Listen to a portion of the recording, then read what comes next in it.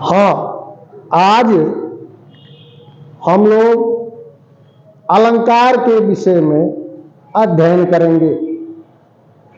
अलंकार शब्द दो शब्दों के योग से बना है।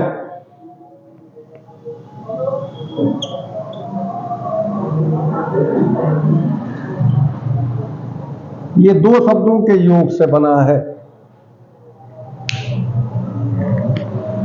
अलंकार शब्द की व्युत्पत्ति अलम शब्द से हुई है।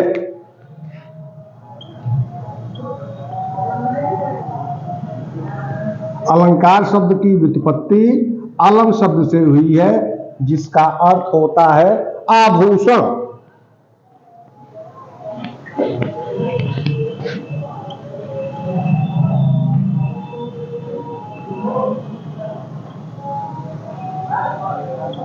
इस प्रकार व्युत्पत्ति के आधार पर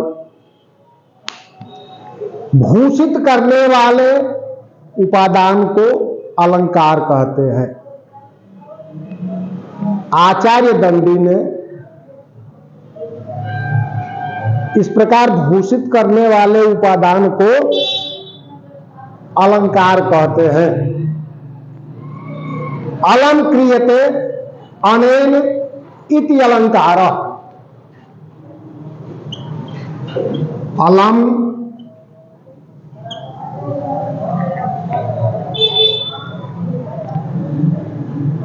क्रियते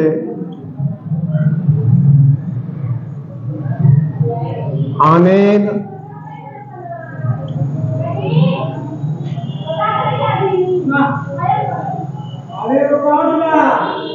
अनेन अलंकार।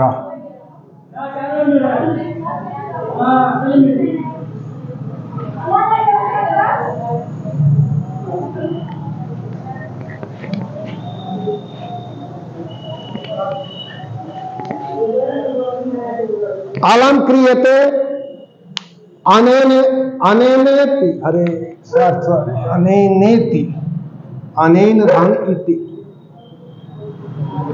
अलम क्रियते अनेनेति अलंकार।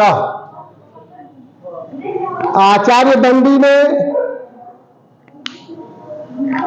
काव्य के शोभावर्धक धर्म के रूप में माना है। अलंकारों को आचार्य दंडी ने काव्य के शोभावर्धक के रूप में माना है। काव्य शोभान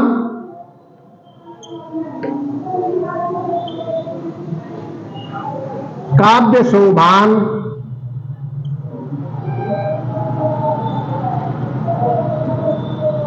काव्य शोभा कराम धर्मान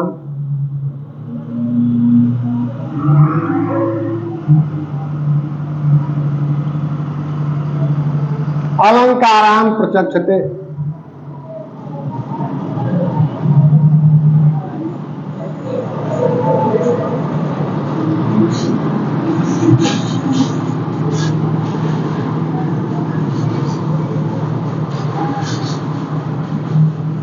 प्रचक्षते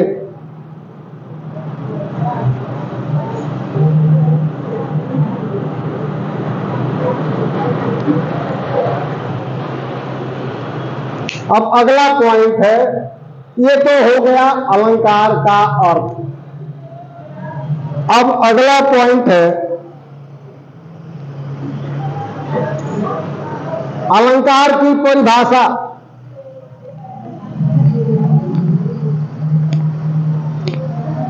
काव्य की शोभा बढ़ाने वाले उपकरणों, काव्य की शोभा बढ़ाने वाले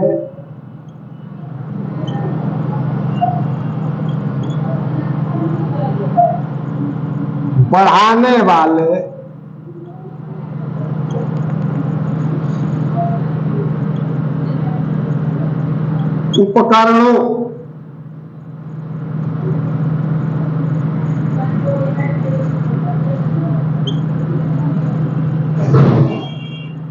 कौन कौन से उपकरण है?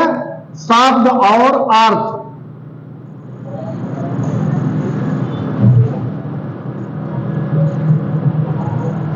को अलंकार कहते हैं।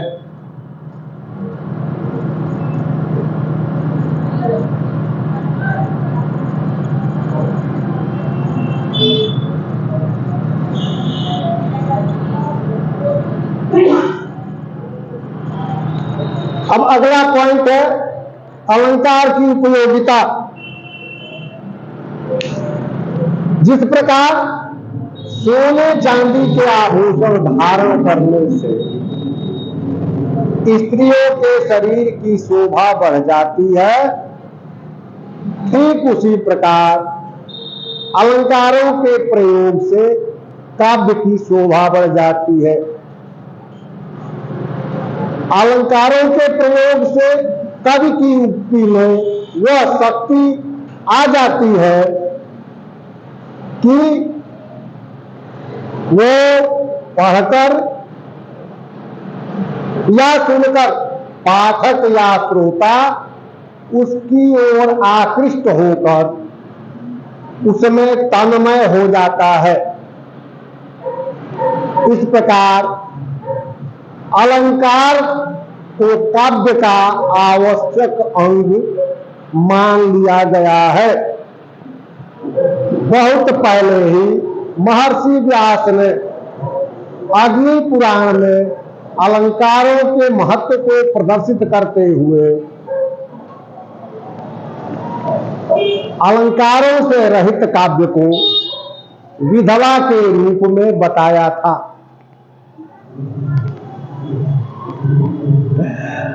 अलंकार विहीना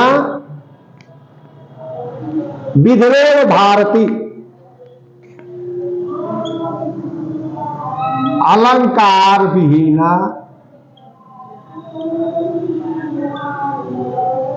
अलंकार विहीना या अलंकार रहिता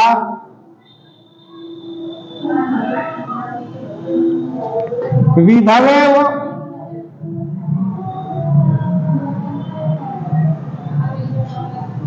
भारती।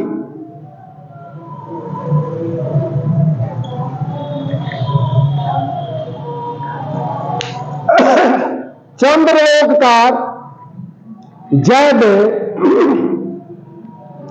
तो अलंकारों को काव्य में इतना महत्व देते हैं, इतना महत्वपूर्ण मानते हैं कि वे अलंकारों के बिना काव्य की कल्पना ही नहीं कर सकते। उन्होंने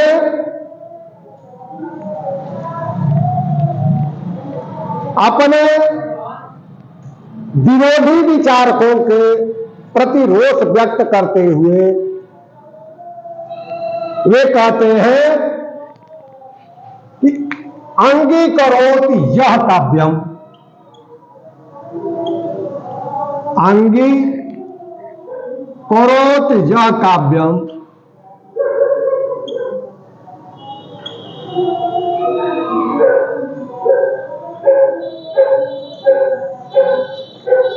शब्दार्थवन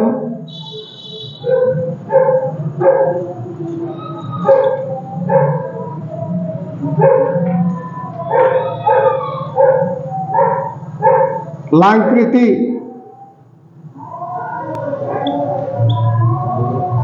असौ न मन्यते कस्मात्।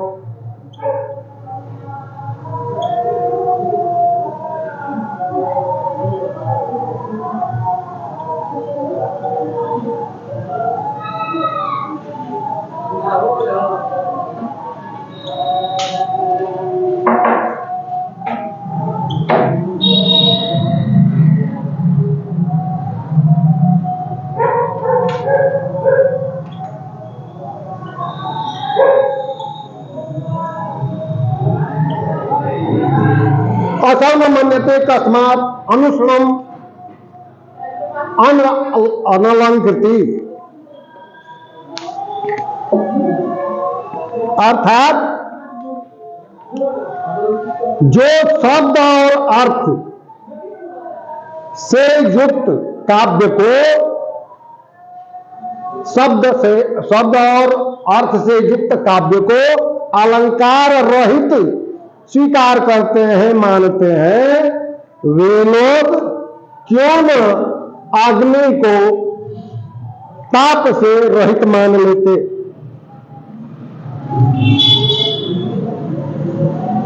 आचार्य केशवदास भी इसी मत के अनुयायी थे। उन्होंने अपने काव्य में बिना अलंकारों के प्रयोग से रहित काव्य में अपनी हिचकिचाहट व्यक्त की है। और हिचकिचाहट व्यक्त करते हुए उन्होंने लिखा है कि जगत सुजात सुलक्षणी, जगत सुजात सुलक्षणी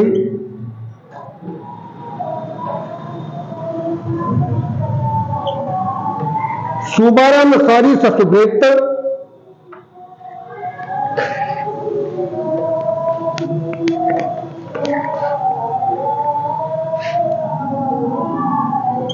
सुवर्ण सरस सुवृत्त भूषण बिन्म विराजई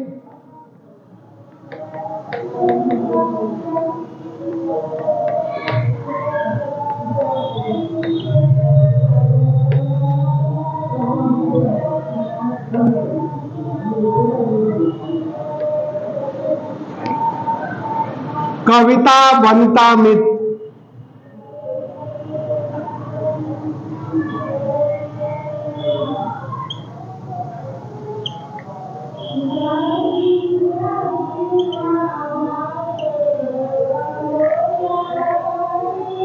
इस प्रकार से काव्य में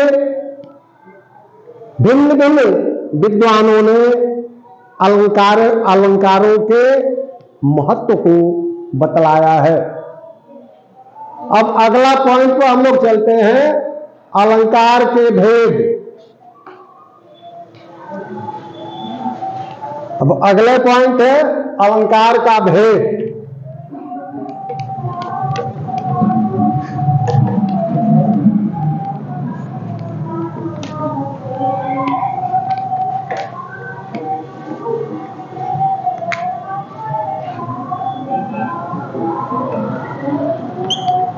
शब्द और अर्थ को स्थिर धर्म मानने पर अलंकार के दो भेद हैं,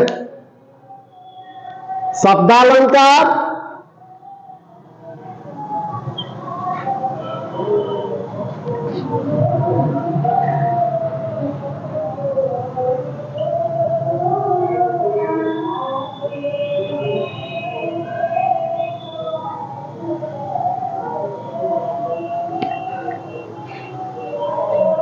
और दूसरा अर्थालंकार।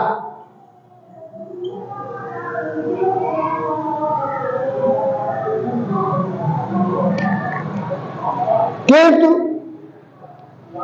12वीं शताब्दी में भोजराज द्वारा सरस्वती कंठाभरण नामक ग्रंथ में उभयालंकार नामक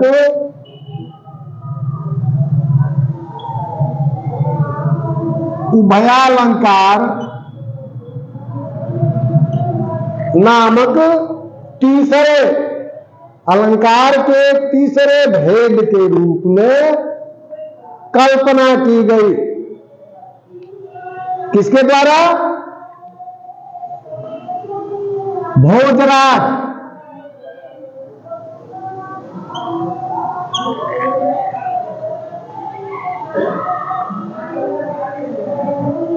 बारहवीं शताब्दी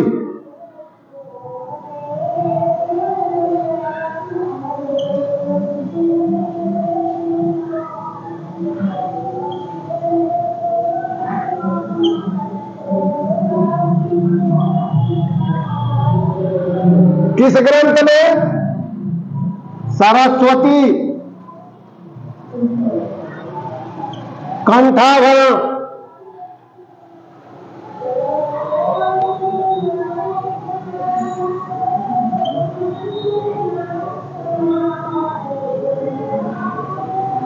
इस ग्रंथ में भोजराज ने अलंकार के तीसरे भेद को प्रतिपादित किया। इस प्रकार अगर प्रश्न पूछता है कि अलंकार के तीसरे भेद उभयालंकार के प्रणेता कौन है, तो हमारा उत्तर क्या होगा कि उभयालंकार के प्रणेता भोजराज है, जिन्होंने 12वीं शताब्दी में अपने ग्रंथ सरस्वती कंठाभरण में इस अलंकार के तीसरे भेद का प्रतिपादन किया है। अब हम चलते हैं शब्दालंकार के परिभाषा। शब्दालंकार किसे कहते हैं?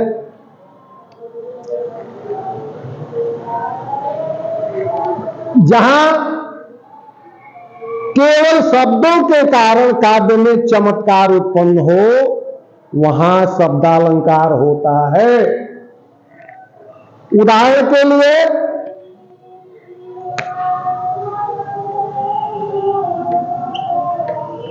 कुलकानन, कुंडल, मोर पखा,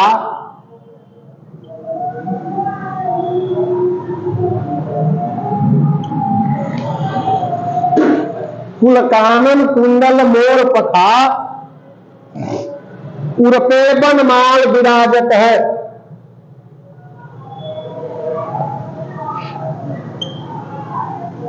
उर्पे बनमाल विराजत है।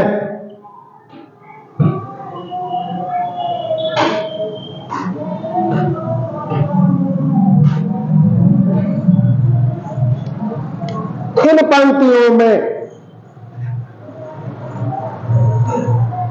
क्या विशेषता है जिसके कारण ये शब्द अलंकार हुआ है? अब यहां देखेंगे हम कि यहां क वर्ण की आवृत्ति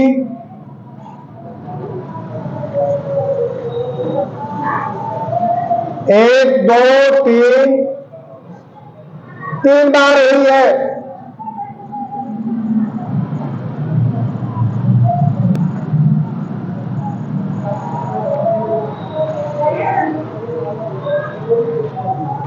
नौ वर्ण की आवृत्ति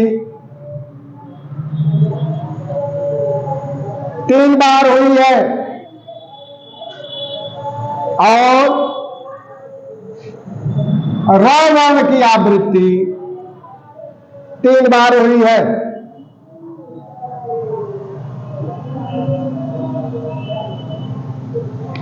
तो इन क, न तथा र वर्णों की आवृत्ति एक से अधिक बार होने के कारण यहां काव्य में चमत्कार उत्पन्न हो रहा है। अतएव यहां शब्दालंकार होगा। दूसरा नंबर है अर्थालंकार।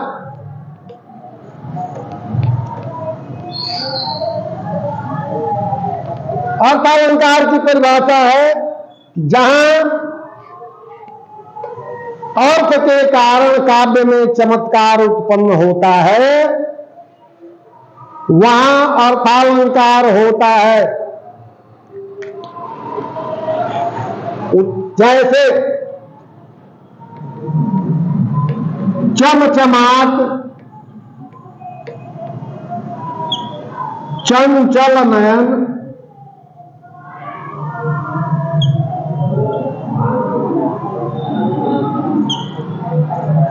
बीच घूंघट पट झील।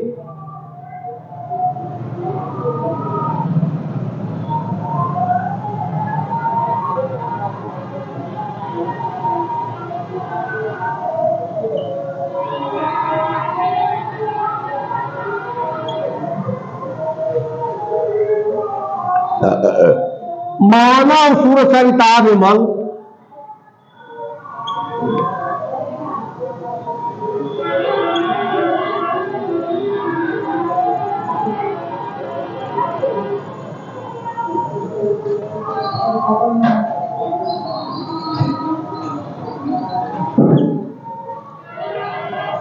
जल उछरत युगमीन।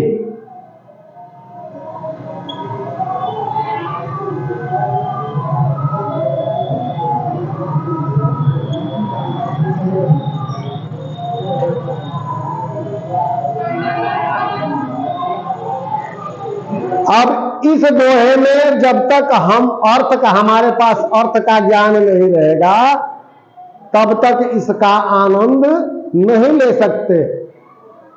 यह प्रसंग है कि एक नई नवेली दुल्हन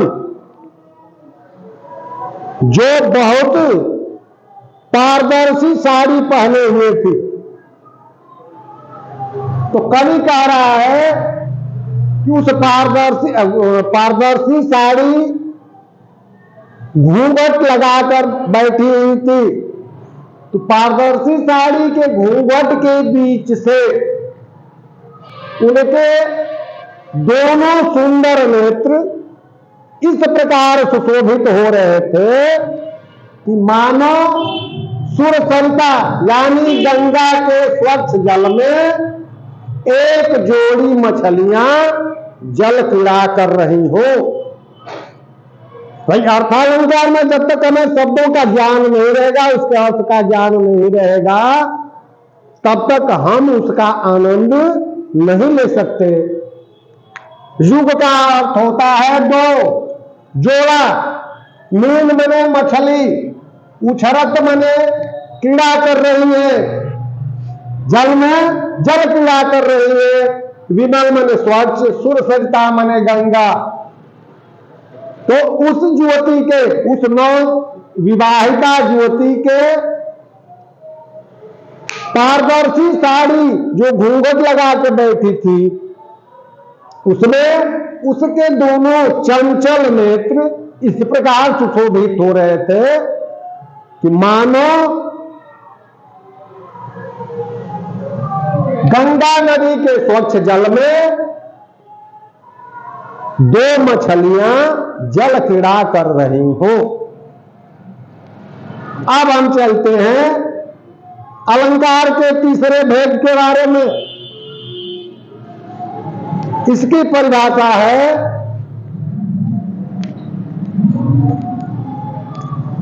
कि जहां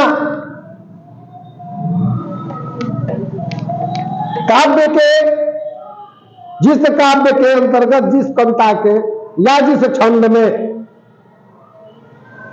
शब्द और अर्थ दोनों के कारण काव्य में चमत्कार उत्पन्न हो, वहां उभयालंकार होता है। उदाहरण के लिए बिहारी का बहुत ही अच्छा दोहा है जिसमें शब्दालंकार भी है और अर्थालंकार भी है।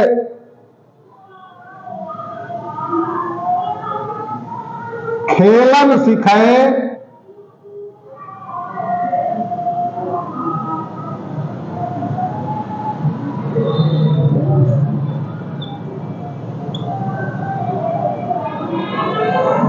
आई भलो,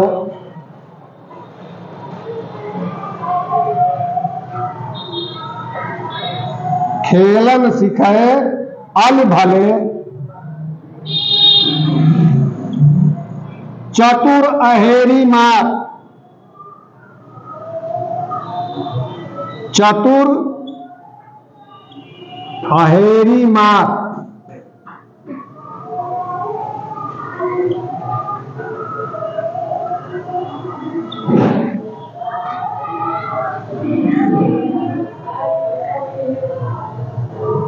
काननचारी नयन मृग,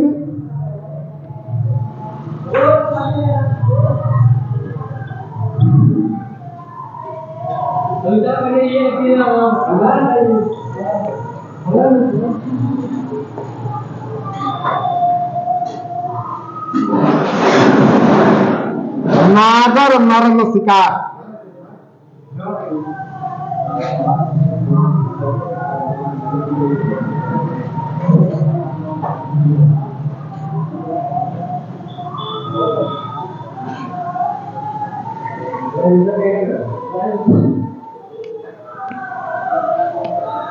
जब तक इसका अर्थ नहीं समझेंगे, पहला नंबर देख लीजिए, हम शब्द अलंकार का उदाहरण इसमें बता दे रहे हैं। शब्द अलंकार के लिए इसमें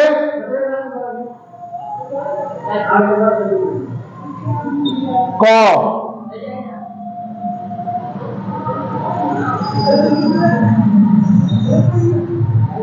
दो बार आया है, ख दो बार आया है,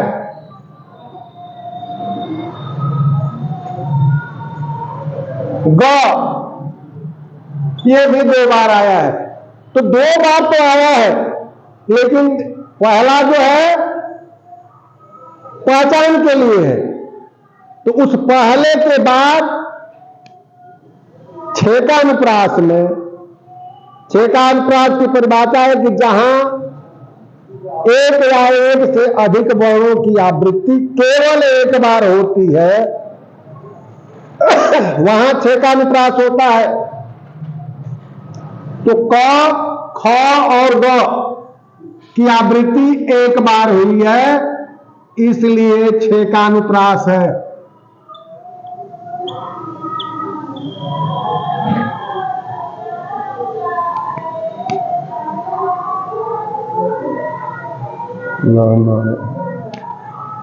आगे देखिए, ये ल एक बार, दो बार, तीन बार, ल, इसके बाद ये न है, एक,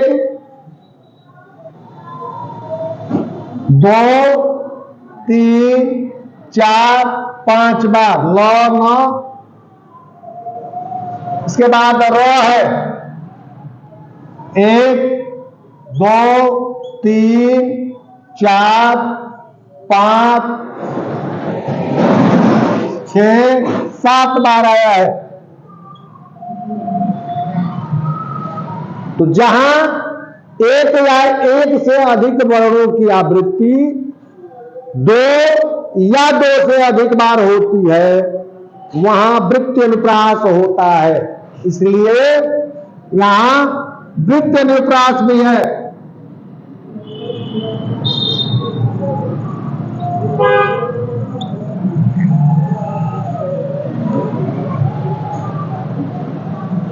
अंत में चूंकि क, ख, ग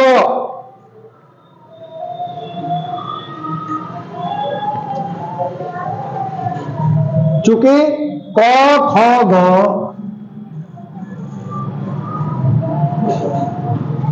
का उच्चारण स्थान कंठ है, एवं त, न, स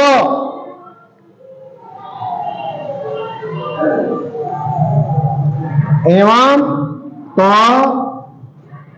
न, स का उच्चारण स्थान दंत है। तो एक ही उच्चारण स्थान से जहां दो या दो से अधिक वर्ण उच्चारित होते हैं, वहां शुद्ध अनुप्रास होता है।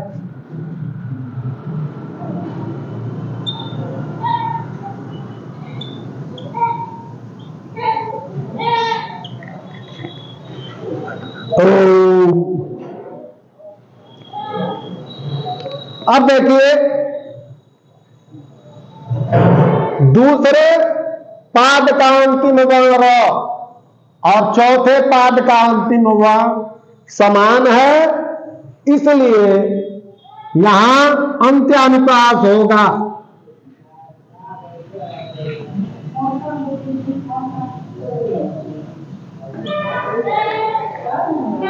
तत्पश्चात ये तो हो गया आपका, हाँ, और इसके बाद काननचारी शब्द है। काननचारी, काननचारी में श्लेष अलंकार है। पहला अर्थ होगा इसका कानों तक फैले हुए नेत्र।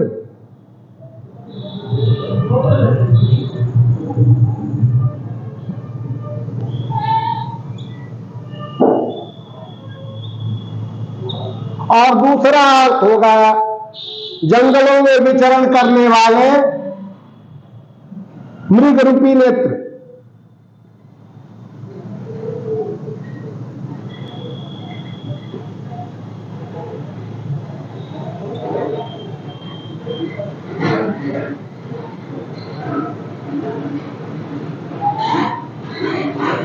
मृग रूपी नेत्र,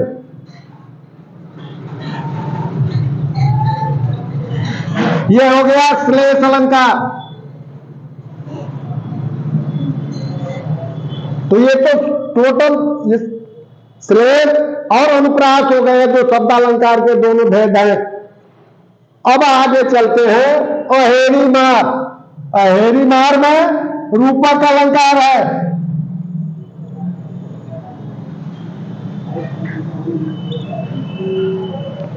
और नैन मृग में भी रूपक अलंकार है।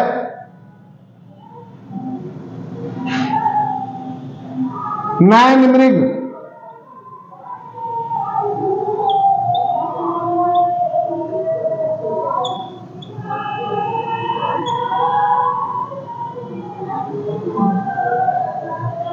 इधर शब्दालंकार हो गया और यहां अर्थालंकार हो गया।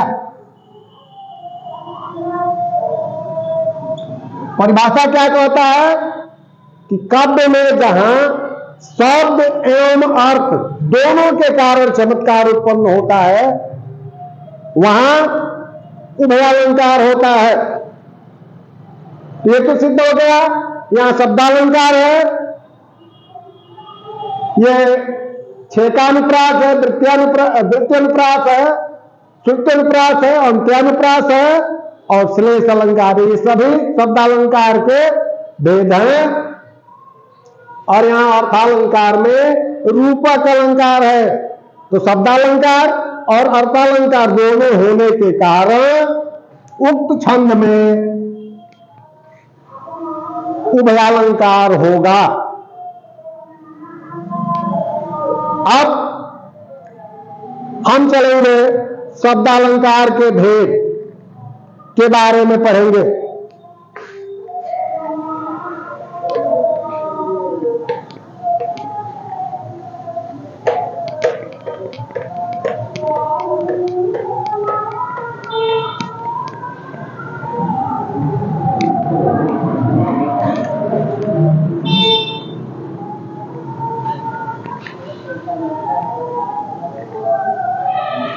वैसे तो शब्दालंकार के 6 भेद होते हैं, किंतु पाठ्यक्रम के हिसाब से हमें पढ़ना है तो हमें 3 अलंकारों का ही अध्ययन करना है।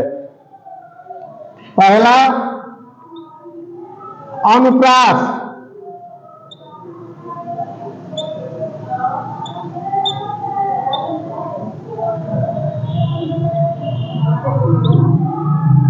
दूसरा यमक अलंकार,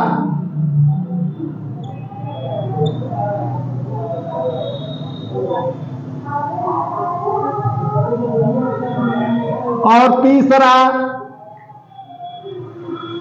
श्लेष।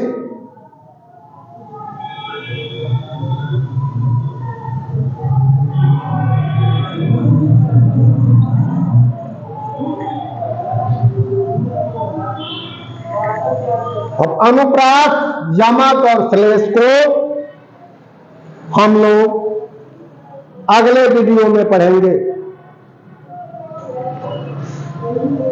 ये भेद क्लियर हो गया है कि अलंकार के 3 भेद हैं, शब्दालंकार, अर्थालंकार और भोजराज में 12वीं शताब्दी में सरस्वती कंठाभरण में अलंकार के तीसरे भेद का प्रतिपादन किया।